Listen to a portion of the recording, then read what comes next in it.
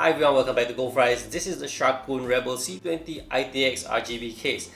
No RGB yet because I haven't powered it on, haven't assembled, and it is of an ITX case, but clearly it's not small form factor as you can see. However, this is the case that I saw at Computex 2024 and it drew my attention immediately. You can say love at first sight, and I requested one from Sharkoon and they sent it over. Huge thanks to Sharkoon for that. So yeah, it is the case that I saw and I like it because it's very different. Unlike what other cases you see over at Computex, there are a lot of glass and all that things. This case is very different and we'll dive into the details right now. Starting off, we look at the panels. The panels are easy to detach because it is toolless. I can open it right now for you and it's really good. Solid pieces of panel, and same for the front over here. The only issue with the panel is that I'm not going to pull this one out right now because I want to show you something. My only issue with the panel is that when, let's say in this case, the way it's toolless and it's thick, when you pull it out this way, for example, you pull it from the back here, and you know what, it has this tendency to push the front panel together. So let me show it to you again with the top panel in place, and you can see how it works. What I mean by the panels being toolless yet dislodging at one another. And let's do it now again, pulling it out from here. As you can see, you try to pull it over and then pops, the front panel comes off. So this is what happened the first time when I first got the case. I took it out of the box and hit the floor a bit and the panel fell off and I thought something was wrong. So basically, this case is totally toolless, but when you carry it around, you have to be absolutely careful because the panels will just come off. Totally toolless. Let's say you held it tilted and you bump it on the floor or something, it's gonna pop off. You see how I pull it off so easily? Well, that's a nice thing about the panel, and the not so nice thing about it, it's easy to detach, and being easy to detach is also its shortcoming. Good quality panel. Well, the panels do come with dust filter, slide on type for the bottom, but for the top and the sides here is magnetic, which is very good. I like that. The magnetic ones make it easy to clear the dust. For example, yeah, all magnetic types. The bottom and the rear ones are the slide-ons. So basically, you don't have to worry about how to clear the dust from all these panels because they're really nicely done. Let's start with the motherboard. The case, as the name suggests, fits mini ITX motherboard, and as you can see, the motherboard and expansion slots are quite a distance from the rearmost area of the case because that area is made to have clearance to cater for cable connection when in vertical orientation. So it's a good thing. The first disappointment, however, comes in the way things fit. A mini ITX motherboard such as this one with an I/O shield pre-installed will come in conflict with the fans. It's unbelievable that Sharkoon did not foresee this, considering this case is meant to fit high-end graphics card, so a mid-range board these days that comes with pre-installed I/O shield should be considered. I was not able to mount the motherboard easily. I had to force the holes to align to secure them, and even so, it's slightly off.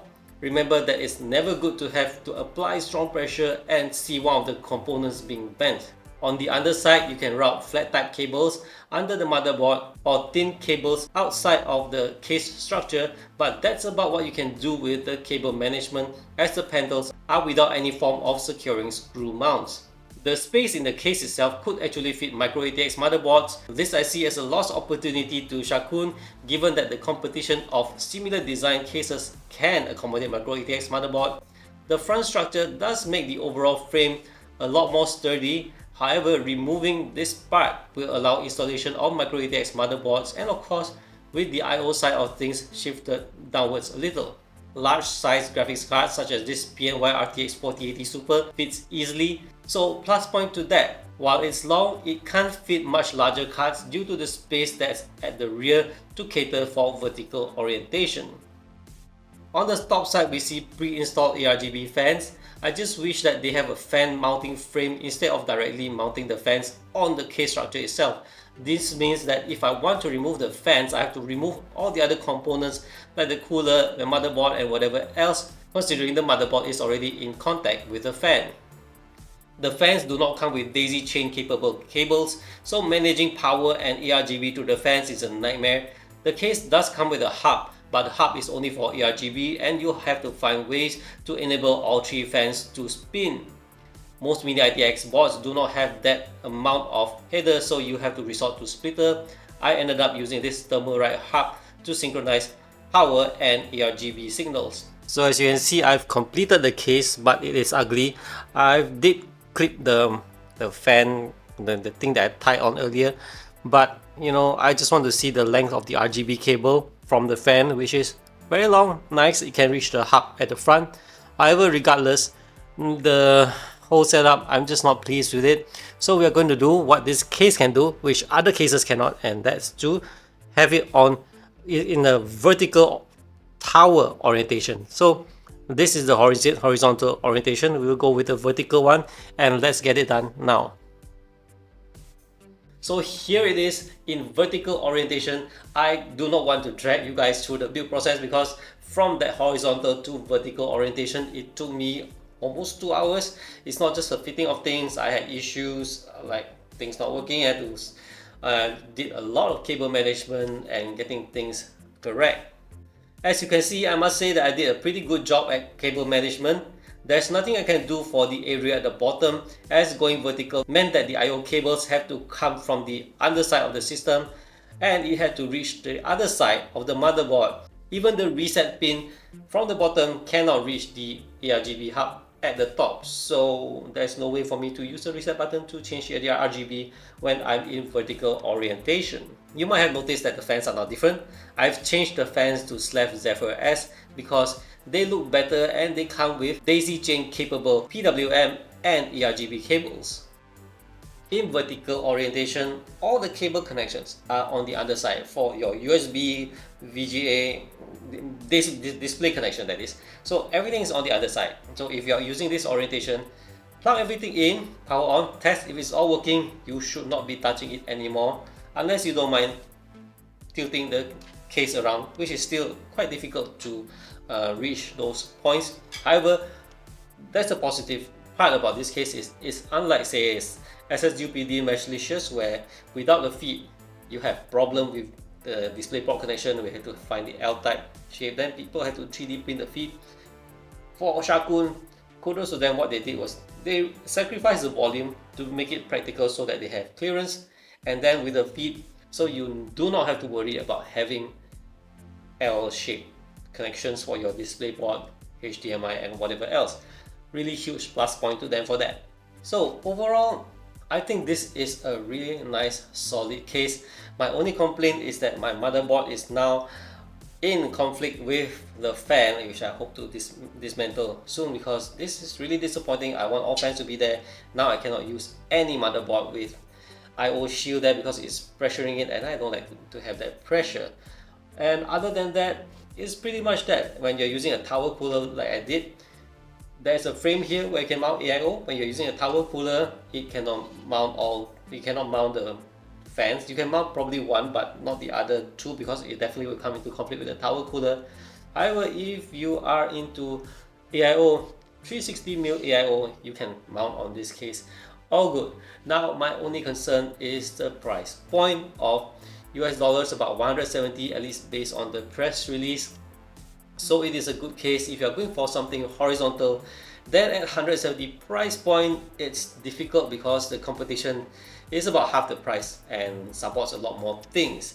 But what you get if you are willing to pay for this is you get a small footprint case, and then basically you're paying the price to have it in vertical orientation, this small footprint, and above all, a case with a volume that is vertical that can support huge size graphics card.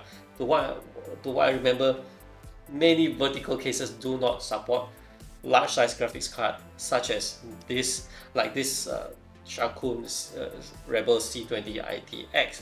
With that said, one final thing before we leave, let's have the hand-drawn view of this case in vertical orientation.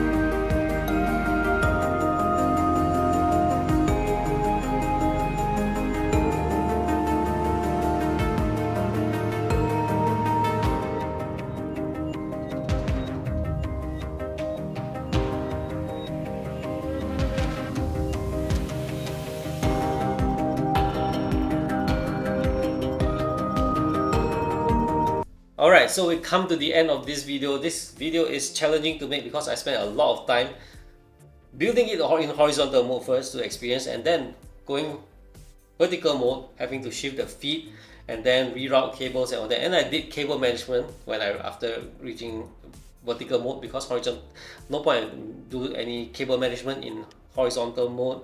So I did the cable management in vertical mode. I had to reroute, and finally got it right. And yeah, I'm very pleased with the outcome. And for this case, like I mentioned, the price, if it could be lower, I think it's a lot more attractive. So at this kind of price point, it's a matter of whether anyone's willing to pay that price for a vertical, rather large volume case. 360mm AIO, large graphics card on a vertical case such as this.